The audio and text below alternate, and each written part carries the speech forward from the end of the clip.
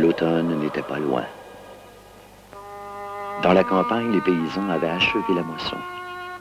Au changement de vent, les hirondelles comprirent qu'il faudrait bientôt prendre le chemin de l'Égypte. Allez viens, allez viens, allez viens, allez viens, allez viens, allez viens, allez viens, allez viens, allez viens, avec nous, allez viens, avec nous, suivons le soleil, allez viens, la pluie n'aime nulle part, il vient avant le beau paysage, allez viens, allez viens, allez viens, fais du rythme dans ton cœur, allez viens, toujours avec moi, allez viens, connaîtrons que la joie, allez viens, tu seras toujours heureux, envolons-nous, le ciel est si bleu, chaud de journée, nuit parfumée, chanteront du mois de mai, pays étranges, très loin là-bas, n'attendent que toi, la la la la la. L'une d'elles, cependant, n'avait pas envie de partir, car elle était tombée amoureuse d'un séduisant roseau. Tu vois comme je suis presque? Regarde-moi. Dis que tu m'aimes. Le roseau agitait la tête et s'inclinait, faisant les plus belles révérences, car il ne savait rien faire d'autre dans le vent.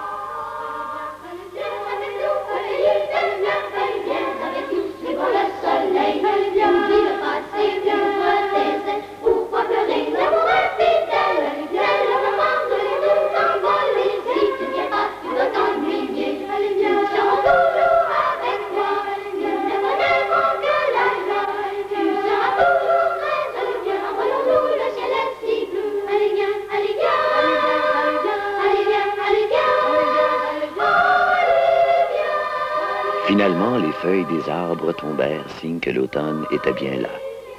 Toute la bande prit son vol.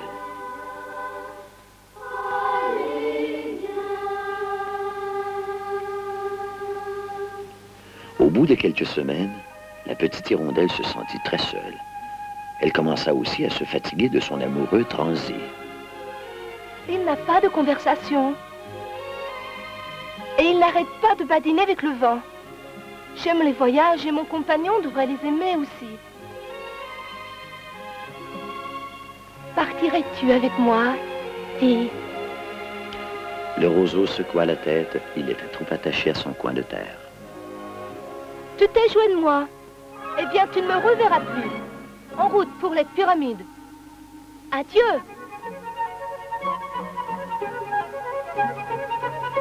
Tout le jour, la petite hirondelle fila à tire-d'aile. Au soir, elle arriva au-dessus de la ville.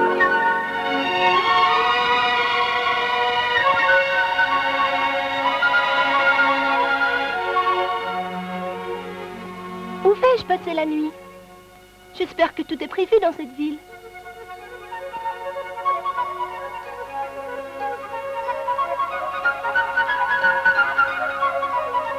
Oh! Qu'on est bien ici, au grand air. Et j'ai une chambre toute dorée. Que se passe-t-il?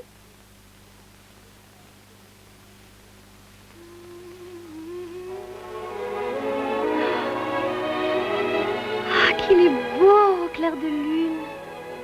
C'est le plus charmant de tous les princes. C'est de moi qu'il est question? Mais bien sûr! Oui! Bonne nuit, mon prince bienheureux. Bonsoir. Oh, bonsoir. Princesse? Mais qu'y a-t-il? Comme c'est étrange. Il n'y a pas un nuage au ciel, les étoiles brillent de tout leur éclat, et pourtant il pleut. Quel vilain climat! À quoi sert une statue si elle ne vous protège pas de la pluie? Il va falloir que je me trouve une bonne cheminée.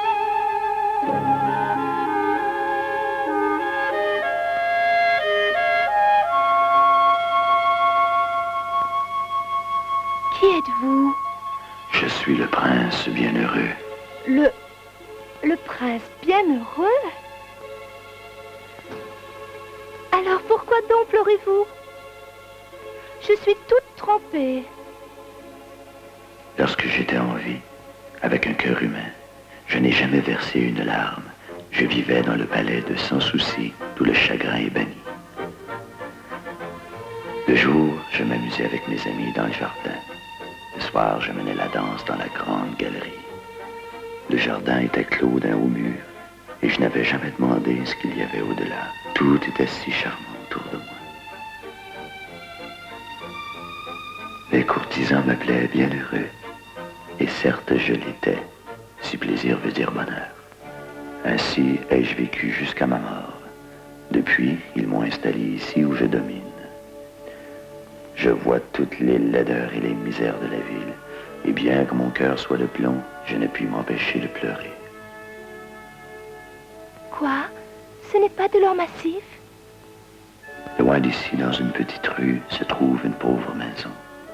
Par l'une des fenêtres, ouverte, je vois une femme assise à une table. Son visage est maigre s'est étiré. Ses mains rouges et rugueuses sont toutes piquetées par l'aiguille, car elle est couturière. Elle brode la robe de satin que la plus belle dame d'honneur de la reine doit porter au prochain bal de la cour. Dans le coin de la pièce est couché son petit garçon. Il est malade, il a de la fièvre. Il réclame une orange. Mais sa mère n'a rien d'autre à lui donner que l'eau de la rivière. Petite hirondelle, ne veux-tu pas lui porter ce rubis qui est sur la garde de mon épée? Mes pieds à moi sont scellés sur ce piédestal. Je ne peux pas bouger. Mais je n'ai pas le temps. On m'attend en Égypte. À l'heure qu'il est, mes amis doivent volter sur les bords du Nil. Petite hirondelle, ne peux-tu rester une nuit avec moi et me servir de messagère? L'enfant a tellement soif et sa mère est si triste. Je n'apprécie pas tellement les garçons. Ils me lancent toujours des pierres. Oh, sans m'atteindre, bien sûr. Nous, les hirondelles, sommes bien trop agiles pour cela. Et puis, je descends d'une famille célèbre pour sa prestesse.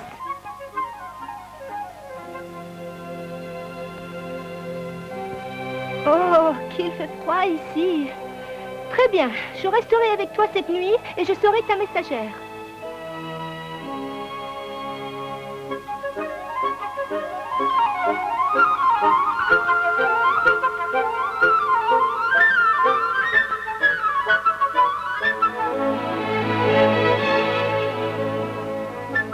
J'espère que ma robe sera prête à temps pour le grand bal.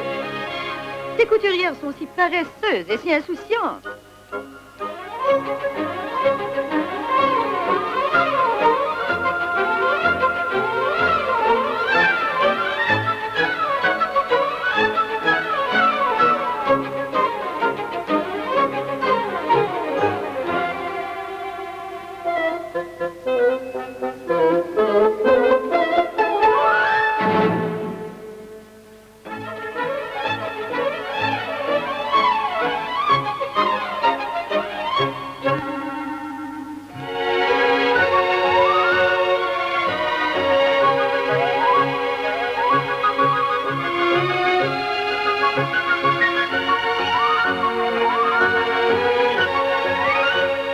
Que c'est frais, que c'est bon, je vais mieux.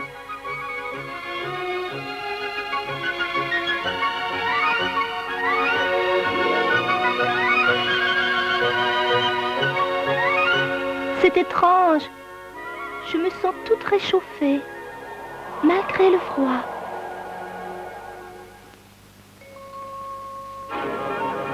Lorsque vint l'aube, la petite hirondelle piqua vers la rivière pour se baigner.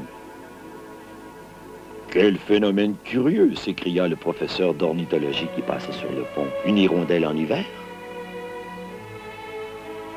Ce soir, en route pour l'Égypte. Ce soir, en route pour l'Égypte.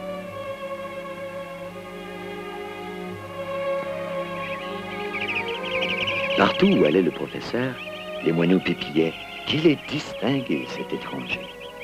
Si bien qu'il était très heureux.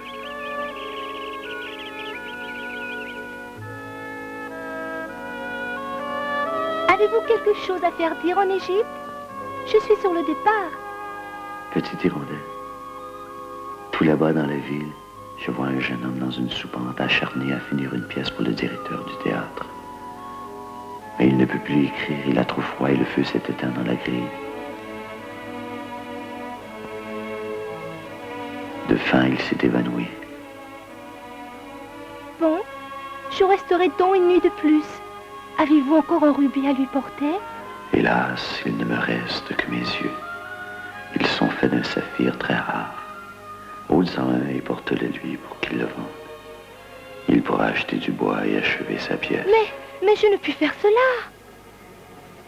Petite hirondelle, je te le demande, fais-le.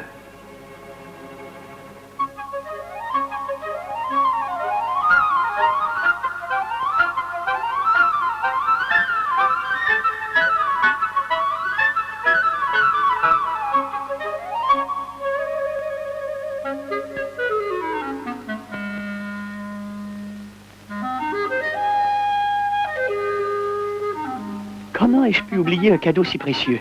Il doit venir d'un illustre admirateur. Maintenant, je vais pouvoir finir mon œuvre. Oh, que le temps se fait froid. Il est temps de partir.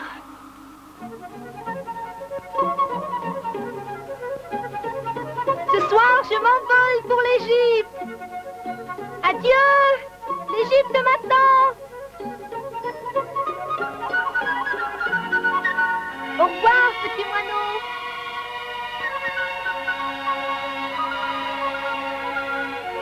Je suis venue vous faire mes adieux.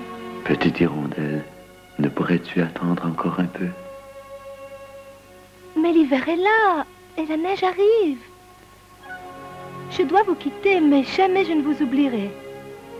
Au printemps prochain, je vous apporterai 2 beaux joyaux pour remplacer ce que vous avez donné. Le rubis sera plus rouge qu'une rose rouge et le saphir bleu comme l'océan. Là, en bas sur la place, une petite vendeuse d'allumettes vient de laisser choir sa marchandise dans le ruisseau. Tout est perdu. Sa famille est très pauvre et son père va l'abattre si elle ne rapporte pas d'argent à la maison. Retire-moi l'autre œil et va le lui donner. Elle n'aura plus rien à craindre. Écoutez, je veux bien rester encore un peu, mais je ne puis vraiment pas vous arracher l'autre œil, parce que vous n'y verriez plus du tout. Petite hirondelle, fais ce que je te demande.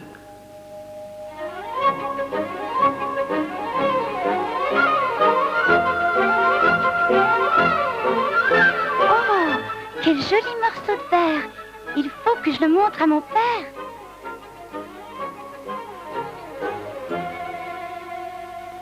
Maintenant que vous voilà aveugle, je ne peux plus vous quitter.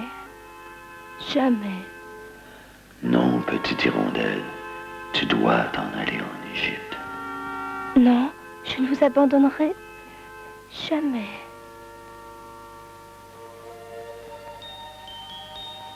Des jours durant, la petite hirondelle resta auprès du prince. Elle se perchait sur son épaule et lui racontait toutes sortes d'histoires sur les pays lointains.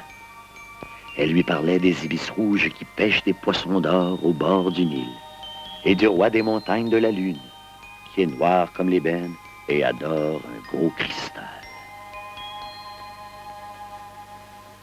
Chère petite hirondelle, tu me contes des choses étonnantes. Mais ce qui m'étonne le plus, c'est la souffrance des hommes et des femmes. Va, survole ma ville, petite hirondelle, et raconte-moi tout ce que tu vois.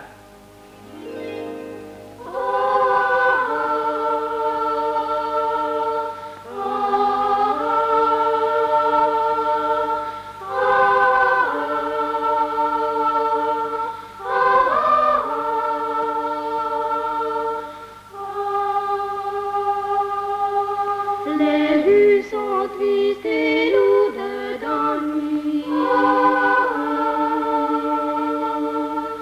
Je vois les gens désespérés.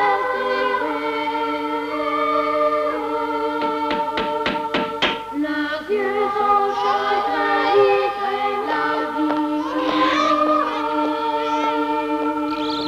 Il n'y a que pauvreté.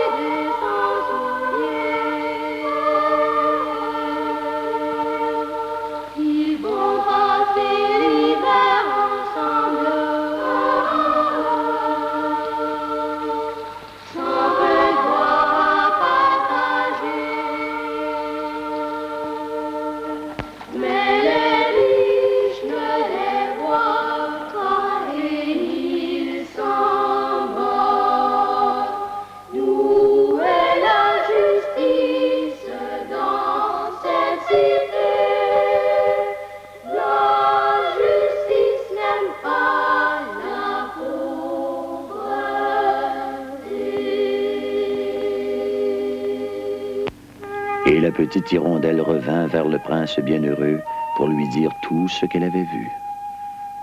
Je suis couvert d'or fin. Il faut tout enlever, feuille à feuille, pour le distribuer à mes pauvres. Les vivants s'imaginent toujours que l'or peut faire leur bonheur.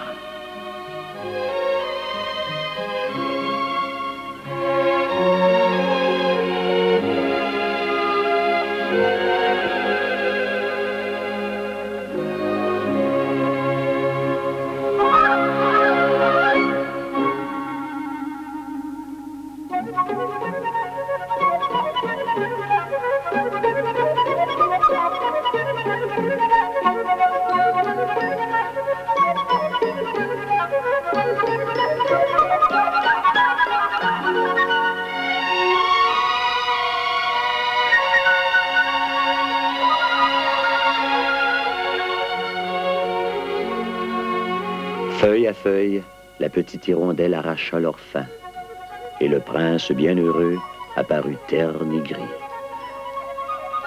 Feuille à feuille, elle porta l'or aux pauvres. Les joues des enfants rosirent, et ils se mirent à rire et à jouer dans les rues. Puis vint la neige. Et sur ses pas, le gel. On eût dit que les rues étaient pavées d'argent, tant elles luisaient et étincelaient. Les glaçons pendaient des gouttières comme des dagues de cristal. Tous les gens sortaient avec leur fourrure.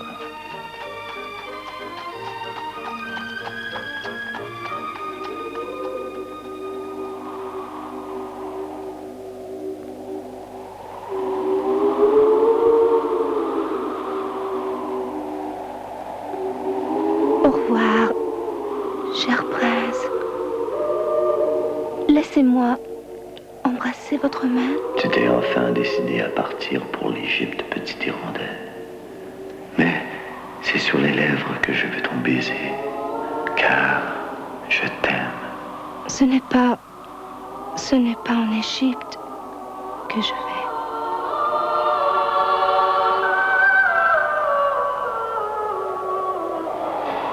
Un mystérieux craquement se fit entendre dans la statue comme si quelque chose s'était brisé. Le cœur de plomb s'était cassé en deux. Il est vrai que ce jour-là, il gelait à pierre fendre. Ciel, la statue du prince bienheureux m'apparaît en bien piteux état. Piteux. Affreux et vie est tombé de l'épée. Les yeux ont disparu. Le corps s'est complètement dédoré. On dirait presque un mendiant. Presque un mendiant. Il y a même un oiseau mort au pied de la statue. Nous allons prendre un arrêt interdisant aux oiseaux de mourir à cet endroit. Il est interdit aux oiseaux de mourir ici. Ce qui n'a plus de beauté n'a plus d'utilité. Il faut à notre ville une nouvelle statue. Je vais demander l'honneur de la modeler moi-même. C'est ainsi qu'on jette à bas la statue du prince bienheureux. On en entassa les morceaux dans un haut fourneau, et le maire convoqua son conseil pour décider ce qu'on allait faire avec le métal. Ce serait pour moi un grand honneur de faire le dessin d'une autre statue. Mais oui, parbleu! Et cette statue sera la mienne.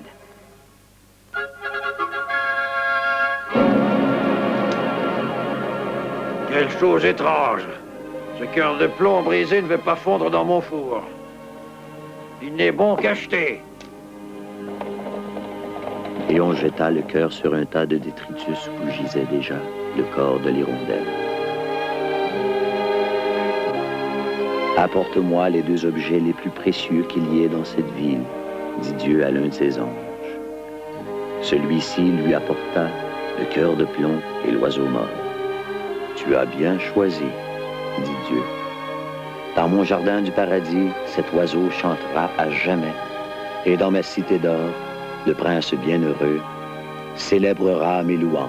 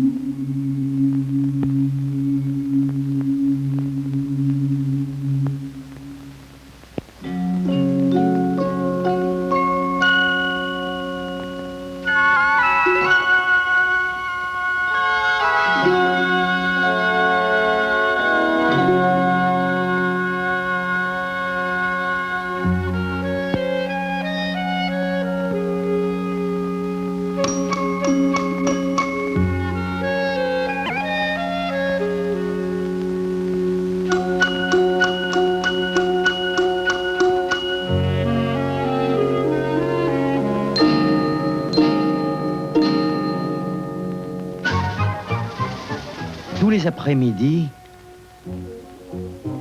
au sortir de l'école, les enfants allaient jouer dans le jardin du géant. C'était un vaste et magnifique jardin aux doux gazons verdoyants. Des fleurs merveilleuses le parsemaient comme autant d'étoiles.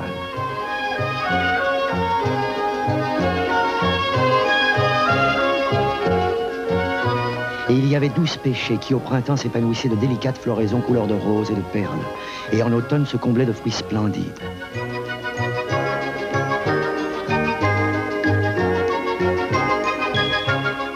Les oiseaux se perchaient sur les branches et leur chant avait tant de grâce que les enfants s'arrêtaient de jouer pour les écouter. « Comme nous sommes heureux ici !» s'écriait-il.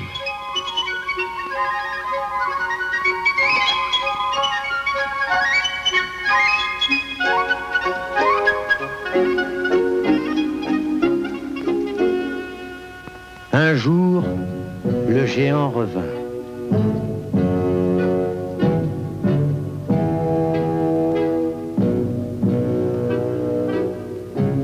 Il était parti rendre visite à son ami l'ogre de Cornouailles et avait passé 7 ans auprès de lui.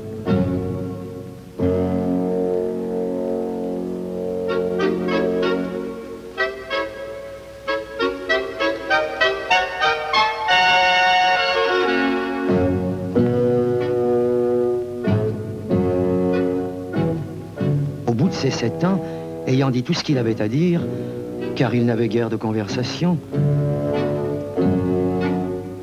il avait décidé de regagner son château.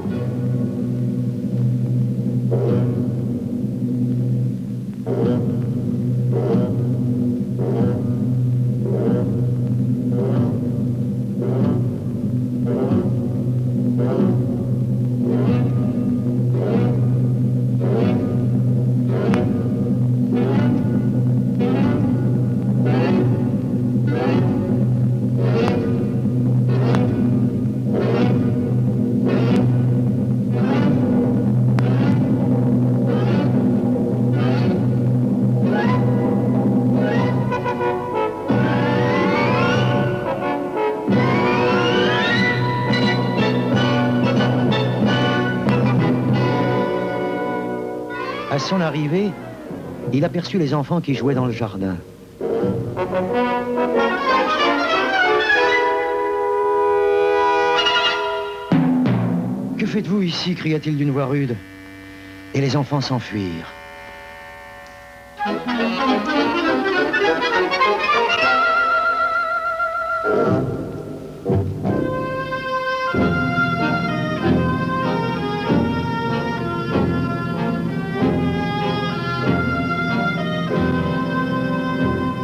Chez moi, dans mon jardin, dit le géant.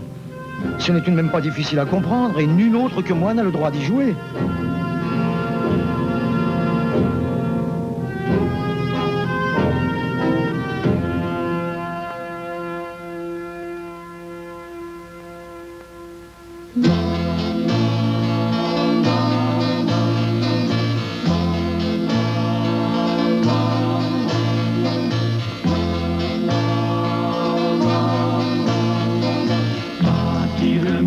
La neige a gardé pour toi ce que tu possèdes sans un brin de bonheur.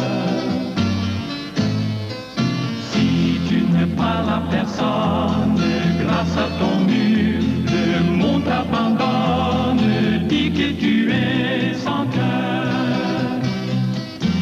Si tu crois pouvoir vivre ta vie tout seul sans soleil et sans ton cœur n'est pas digne d'aimer, bâtis donc ce mur que seul tu admires.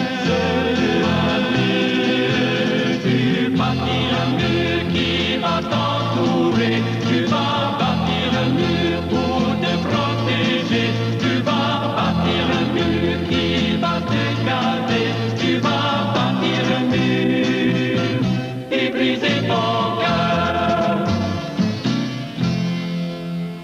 Si tu crois pouvoir vivre ta vie tout seul sans soleil et sans un sourire, si ton cœur n'est pas digne d'aimer, bâtis donc ce mur que seul tu admires. Tu bâtis un mur qui va t'en